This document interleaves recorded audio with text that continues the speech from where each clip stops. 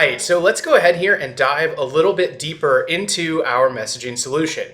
And now we're going to invite up Abi Bazu from our product marketing team to talk a little bit about how you can provide support wherever you are with messaging and offer faster and more personalized interactions. Abi, how are you? I'm great, Andrew, and I'm really excited to talk to you about messaging. Well, good. We are excited to have you on to talk about messaging. So, Abhi, Lisa just talked about all of the channels that you can use with messaging. I would love for you to start there and just talk a little bit more about what that means. What are the channels that folks can use to serve their customers over when it comes to messaging? Yeah, that's a great question. I think before I tell you about the channels, Andrew, I want to tell you a quick little anecdote about really what's happened in 2020. I live in the United States. My family is in India. My in-laws are in Singapore, and it's really messaging that has kept us connected. The apps that we have on our phones allow me to communicate with them no matter whether they're awake or asleep, and most of the time it's us sharing cat videos over WhatsApp and messaging channels. And that level of ubiquity is really what messaging brings to businesses. The ability for a customer to just reach out to a business and ask a question with an app that they already have installed on their phone, has been game changing over the course of the last few years, and particularly in 2020. So what we're beginning to see is that businesses are now offering these messaging channels so that customers can easily reach out through the apps that they already have installed on their phones. So for example, in Brazil, we have over 100 million people using WhatsApp to communicate with their friends and family. And what that now means is that businesses are starting to offer their WhatsApp number, for example, listing it out on billboards so that their customers can reach out to them through an app that's already installed on their phone. And that's been absolutely game changing. And what we're starting to see now is this shift towards businesses starting to meet customers on their own terms. Instead of offering email and phone support, which have traditionally been driven by a business's need and on their terms, now businesses are shifting to offer service on their customers' terms. For example, by offering a WhatsApp phone number so that customers can contact them over a channel that they're already familiar with. I think it's a great shift, Abby. I think there have been a number of cases where I've been ordering something online and I complete my order through Facebook Messenger or I'm transferred over. I haven't used WhatsApp just yet. I think it's growing in popularity in the US. I'm starting to use it more and more with friends or Apple Business Chat, going and chatting with the business there. I think that is a really neat experience because it's just something that feels very normal to me, and it keeps that conversation with the business with all the same conversations I'm already having with other people. And so I think that is really important, and I really hope that this shift continues, and it's great to hear that we are at the forefront of it. Abhi, Lisa talked a little bit about how messaging can work across your website, mobile apps, social. Can you maybe just dig a little bit deeper into that? Talk about how easy it is for a business to get started with some of those things, and then maybe cover some of the social channels that we offer support for. Yeah, absolutely. Great question, Andrew. So, I've talked a lot about WhatsApp. As you can tell, I'm a big fan of using WhatsApp. We use it with our friends and family, as I already mentioned. But the great thing about messaging is how ubiquitous it is. There are hundreds and hundreds of messaging channels that are available that consumers are using day in and day out. Facebook Messenger is the second largest behind WhatsApp. Instagram even has become incredibly popular. It's primarily a photo sharing app, but you can now also message using Instagram direct messages. So there's loads of consumer messaging apps that businesses are now starting to use and offer to their customers for service. But what we've also started to see alongside these consumer messaging apps is that customers actually still go to people's websites. I know, game changing, right? It still happens. People still have mobile apps that they still have on their phones for things like Amazon and other types of e-commerce services. And now businesses are actually are starting to integrate messaging into these websites and into these mobile apps. So what you're starting to see is that when a customer is trying to get, is shopping online, for example, and they're trying to get help, instead of having to log out or browse away to their email app or look for a contact us page to try and get the email address or phone number, they can start a messaging conversation right from that business's website. Or if they're in the business's mobile app, they can click a button and start a messaging conversation. And so that same ubiquity that we've seen with these social messaging channels are now starting to come to these businesses' websites as well as in their mobile app. So service is always just one click away, and it's persistent and ongoing. So a customer never has to restart their conversation or repeat themselves, because the full history of the conversation is always there, just like you would have on a messaging app like WhatsApp. Abhi, these sound like very interesting use cases. It sounds like there's a lot of great ways for a business to put messaging on their website, put messaging within their application, serve customers over social channels. But I would also say that there are likely some B2B use cases as well. You mentioned that the message is persistent. So for a business to have a record of the conversation that they've been having with someone at another business, seems like there's a solid use case there as well. Would you agree? Absolutely. In fact, what we've seen is that these B2B use cases in some cases have become more popular than the consumer use cases. We know e-commerce is hugely popular, or messaging is hugely popular in the e-commerce use cases. But what we see in these B2B use cases as well is that because the business can have an ongoing conversation with the customer, who in this case might also be a business, they can maintain this long-term, long-standing relationship instead of having to restart the conversation each and every time. Think about a business service that you might use, that you might log into every single day, right? You log in and you're using those services and you have a question.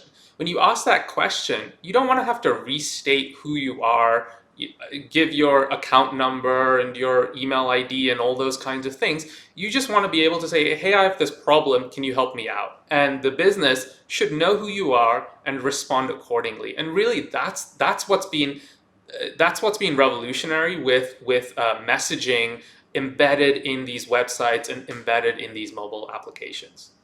All right, Abhi, my second set of questions are around automation. Having a conversation with customers is great, but there has to today be some form of automation baked into our messaging solution. Could you touch on that a little bit and what it means on the end user side of things? Yeah, automation is very, very important to messaging. And the reason for that is because messaging has this concept of an asynchronous conversation. And what that means is the customer sends a message and the expectation is not always for the business to reply immediately. I mean, ideally, you'd want that, but it's not always possible. If a customer like myself is doing midnight shopping, it's not always possible for the business to have an agent that can respond immediately. So what do you do in that scenario? Well, there are a few different things you can do. The first and simplest is have some simple deflection options available through automation. So like with our new AnswerBot Flow Builder product, it's possible to set up a guided flow for a customer so that when they ask a relatively straightforward question, you can guide them down a path and have their question answered. Simple questions might be, what are your shipping rates like? How long does something take to deliver? Do you offer refunds? Those types of questions usually have pretty simple answers that you can guide a customer down and resolve that issue. And so automation like that becomes critical when you want to always be available for your customer and essentially be able to respond instantly, even if you may not have an agent available. So that's one type of use case. A second use case that's also very, very popular is triaging for agents. So one of the things that we see happen a lot is that agents have to ask very basic questions to a customer before they can actually address the customer's issue. For example, what device are you using is a very, very common question, which the agent may not necessarily have access to. And so with automation, you can actually capture a lot of this information using Flow Builder or using any bot, really. And so when the agent starts a conversation, they have all that information in front of them and they have all the context, so they can jump right in and help the customer. And so what happens in this scenario is that the agents save 10 to 20% of their time, instead of collecting this basic information, they can use that time to properly address the customer's issue. So those are two big use cases that we see with our automation tools, and with Flow Builder, you can really set up any kind of flow, whether it's deflecting a common question, as I mentioned in my first example, or it's responding, or it's collecting data from a customer before escalating the issue to an agent. I think automation is important and critical.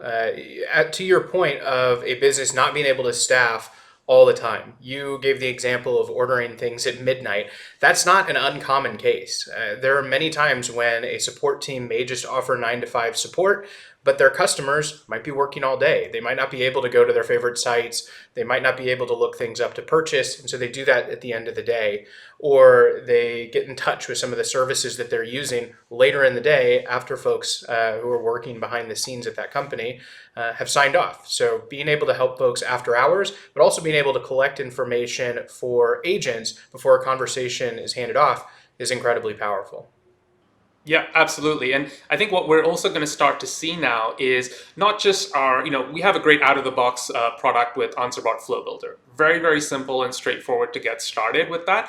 But you can also connect any third party bot. We're seeing a lot of very, very sophisticated chatbots that can easily be plugged into Zendesk for those very specific use cases that businesses might have, whether that they want support in different types of languages, or they're in a specific, very specialized industry, and they need a bot that's specific to that industry. Lots of use cases with bots, and really, it's just going to get more simpler and simpler to get them up and running. I agree. And we have Bandar Alita joining us later today, who's another product marketer here at Zendesk, who's going to dive deep into Flow Builder. So for everybody who's watching going, I'm hearing about Flow Builder. I've heard about it a couple of times. When are we going to cover that? What is this magical thing? We're going to get to that later in today's presentation. Abhi, we have a quick demo to show everybody what messaging could mean for their customers that I want to play. But just before we do that, I want to make everybody aware that there are a lot of resources in the console, and I always forget which side it is.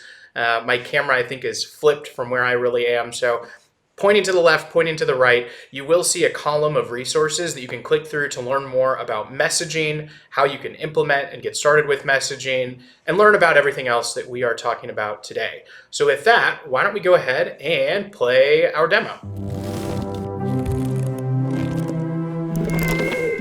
Let's begin our demo. Streamer is an online streaming service for movies and TV. As a business, they want to create the easiest possible experience for their customers. Streamer values messaging in particular because it helps them to provide a great conversational experience while giving their customers what they want: flexibility and convenience, fast and personalized service, and rich and engaging interactions.